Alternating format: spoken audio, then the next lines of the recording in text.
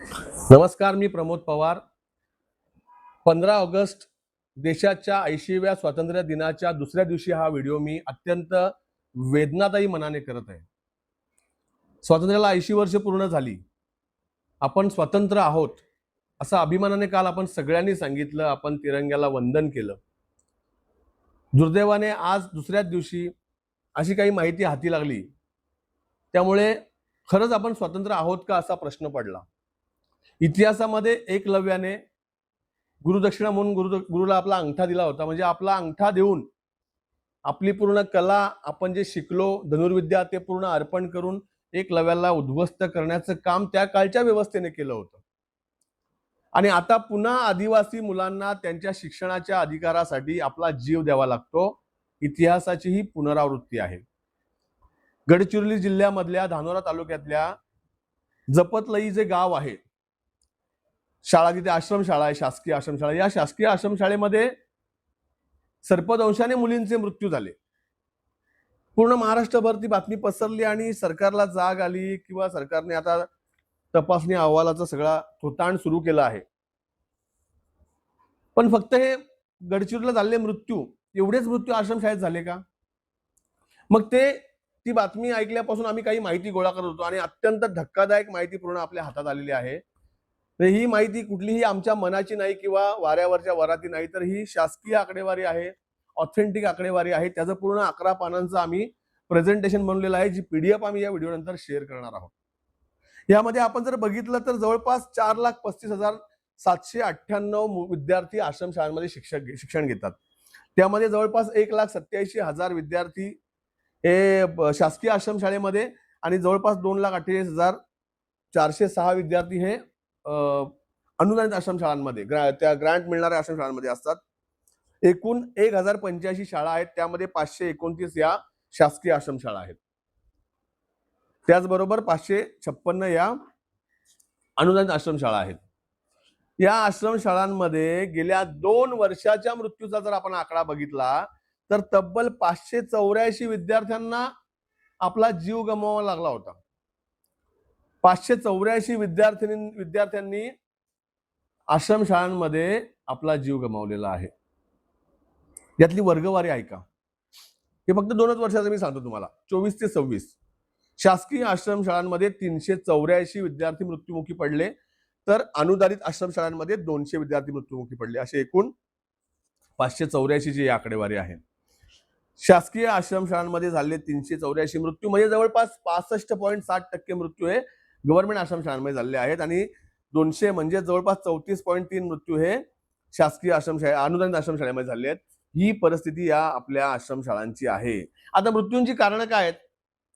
आता ती कारणं कशी दडपायची, कशा पद्धतीने ती कारणं मेकओव्हर करायची, हे सगळी प्रॅक्टिस आदिवासी विकास विभागाच्या अधिकाऱ्यांना, प्रकल्प अधिकाऱ्यांना, त्यांच्याशी संबंधित ज्यांचे लागेबांधे आहेत त्या ठेकेदारांना आणि नेत्यांना हे सगळं चांगलं जमतं. तरीही गंभीर आजार दाखवून 269 विद्यार्थ्यांना त्यांचा पंचनामा करून मोकळे झाले. आता गंभीर आजार जर होते तर मग त्या गंभीर आजाराची तपासणी का नाही केली? गंभीर आजार हा काल परवा किंवा अचानक होत नसतो, सडनली होत नसतो, तर त्याचे सिम्पटम्स आधी दिसतात. मग त्यांना योग्य उपचार का नाही मिळाला? आरबीएसके नावाचा विभाग हा आश्रमशाळांची विद्यार्थ्यांची आरोग्य तपासणी करण्यासाठी एक्सक्लुझिव्ह आहे महाराष्ट्रामध्ये. मग या आरबीएसकेच्या निदर्शनास ही पोरं आली नाही का? हा प्रश्न आहे. अपघातामध्ये 228 मृत्यू दाखवलेले आहेत. सर्पदंशामध्ये 28 मृत्यू आहेत आणि 4 मृत्यू इतर आहेत. म्हणजे 1% मृत्यू त्यांना कारणच नाहीयेत. पण 55 मृत्यू हे आत्महत्येने झालेले आहेत. रेकॉर्डेड आत्महत्या, रजिस्टर्ड आत्महत्या. म्हणजे या आत्महत्यांची पोलीस नोंद झालेली आहे. 55 विद्यार्थ्यांनी 2 वर्षामध्ये आत्महत्या केल्या. कोणालाही वेदना नाही त्याची. आदिवासी मुलांनी आश्रमशाळेमध्ये आत्महत्या केली. त्यात बहुतांश मुली आहेत. मग या मुली का आत्महत्या करतात? त्यांचं शोषण कोणी केलेलं का? त्यांना काय त्रास होता का? त्यांना कोणी त्रास देत होता का? त्यांना ब्लॅकमेल केलं होतं का? त्यांना कोणी धमकी दिली होती का मारायची? की ते डिप्रेशन मध्ये होत्या का? त्यांचे मानसिक आरोग्य ठीक नव्हतं का?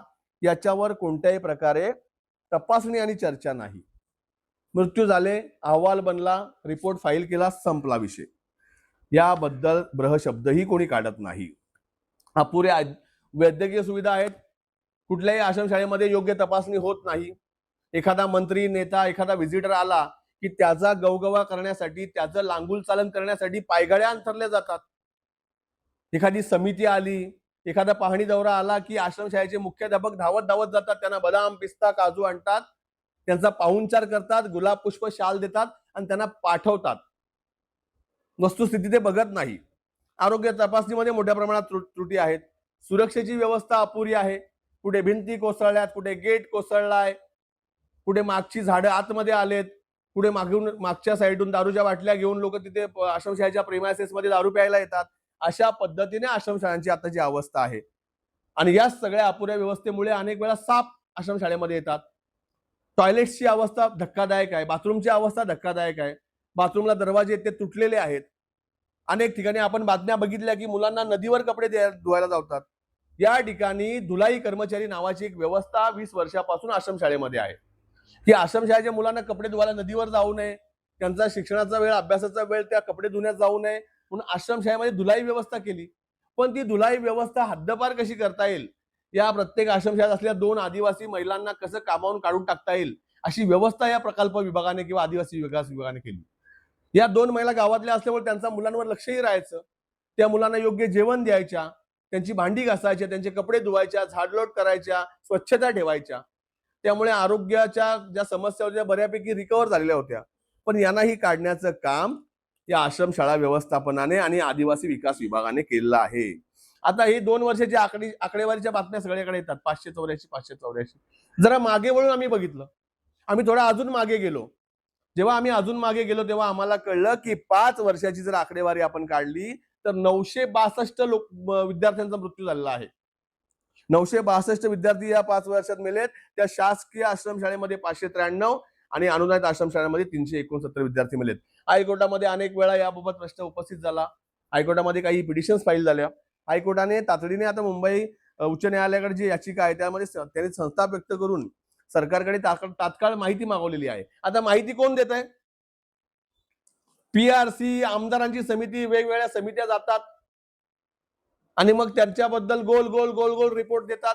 खूप चांगल्या आपल्या आश्रमशाळा आहेत, खूप चांगली व्यवस्था आहे, खूप चांगलं जेवण मिळतं, सेंट्रल किचनचं जेवण मिळतं, सगळं त्यांच्या बाजूने रिपोर्टिंग होतं आणि मग अशा पद्धतीचे अहवाल न्यायालयात सादर होतात आणि कोणावरही कारवाई होत नाही, सगळ्यांना क्लीन चिट मिळते. 4,35,000 विद्यार्थ्यांची जबाबदारी कोणावर आहे नक्की? कोणावर आहे जबाबदारी? आदिवासी दिन आपण साजरा केला, स्वातंत्र्य दिवस आपण साजरा केला, हे फक्त दिवस साजरे करायचे का?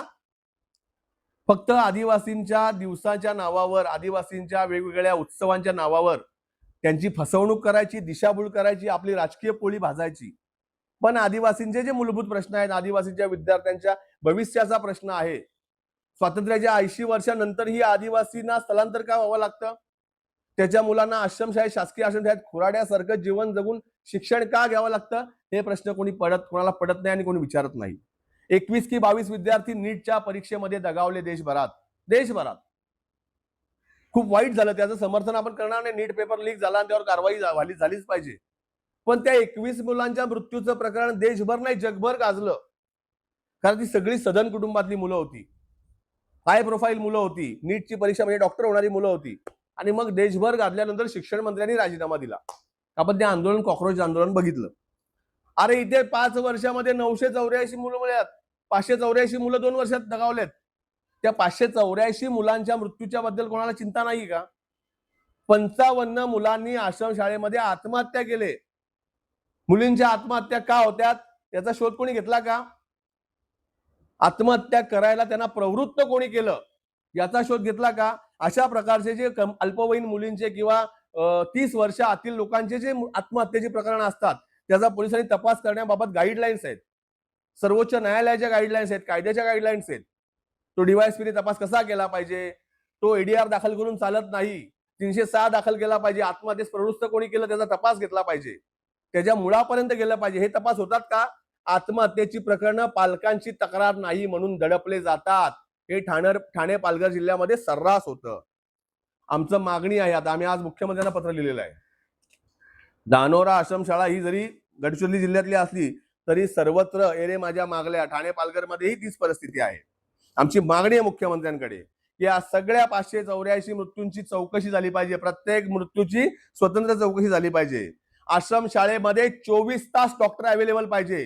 पीएससी मध्ये डॉक्टर असताना अँब्युलन्सवर तुम्ही डॉक्टर ठेवता ना 108च्या, आता आश्रम शाळेमध्ये एक रुग्णवाहिका आणि एक बीएमएस बीएचएमएस डॉक्टर तुम्ही अपॉइंट केला पाहिजे, जो 24 तास एक्सक्लुझिव्हली आश्रम शाळेच्या विद्यार्थ्यांसाठी उपलब्ध असेल. जे सर्पदंशाचे, विषाचे किंवा इमर्जन्सी लागणारे सगळे औषध उपचार तिथे उपलब्ध पाहिजेत. या आतापर्यंतच्या घडलेल्या मृत्यूमध्ये कोणी कोणी बेजबाबदारपणा केला त्यांच्यावर कारवाई झाली पाहिजे. आणि या सगळ्यावर नियंत्रण ठेवणारी एक समिती पाहिजे, की ज्या समितीमध्ये कुठलाही राजकीय पक्षाचा नेता नको, कुठल्याही राजकीय पक्षाचे तळवे चाटणारा पुढारी नको. खरोखर ज्यांना आदिवासी समाजाचा कळवळ आहे असे आदिवासी शिक्षण तज्ञ, आदिवासी समाजात ज्यांनी उल्लेखनीय काम केले असे बिगर राजकीय लोक, न्यायालयातले माजी न्यायमूर्ती आणि उच्च दर्जाचं ज्ञान, कायद्याचं ज्ञान असलेले वकील, अशा पद्धतीची एक समिती मुख्यमंत्री महोदयांनी करावी आणि या सगळ्या आश्रमशाळांचं थर्ड पार्टी ऑडिट झालं पाहिजे. ज्या ऑडिटवर कोणताही राजकीय सावट नसावं, कोणताही राजकीय दबाव नसावा, कोणतीही राजकीय लाचारी नसावी, अशा पद्धतीचं आश्रमशाळेचं ऑडिट झालं पाहिजे. आदिवासींची पुढची पिढी जी शिक्षण घेऊन आपल्या समाजाचा चेहरा मोहरा बदलण्याचं स्वप्न पाहते, आपल्या समाजाचं दारिद्र्य दूर करण्याचं स्वप्न पाहते, दारिद्र्याच्या खाईतून आपल्या आई वडिलांना, आपल्या समाजाला बाहेर काढण्याचं स्वप्न पाहते, तिला असं चिरडलेलं आम्ही बघू शकत नाही. त्या आदिवासी पोरांचे जीव असे घेतलेले आम्ही बघू शकत नाही. अशा पद्धतीने आदिवासी समाजाच्या मुलांच्या जर तुम्ही जीवाशी खेळणार असाल तर भूमिपुत्र एल्गार संघटना म्हणून आम्ही शांत बसणार नाही. आज आम्ही पत्र लिहिलंय, त्या काळामध्ये आश्रमशाळेच्या प्रश्नावर आम्ही मोठं आंदोलन उभं करण्याची आमची तयारी सुरू आहे. आणि आदिवासींच्या मुलांना सुरक्षा, चांगलं शिक्षण, चांगलं अन्न, चांगली राहण्याची व्यवस्था मिळणं त्यांचा अधिकार आहे आणि तो मिळवून देण्यासाठी आम्ही कायम लढाई लढणार आणि लढाई कायम त्यांच्यासाठी ही लढाई सुरू राहणार. एवढंच मला या निमित्तानं सांगायचंय. धन्यवाद.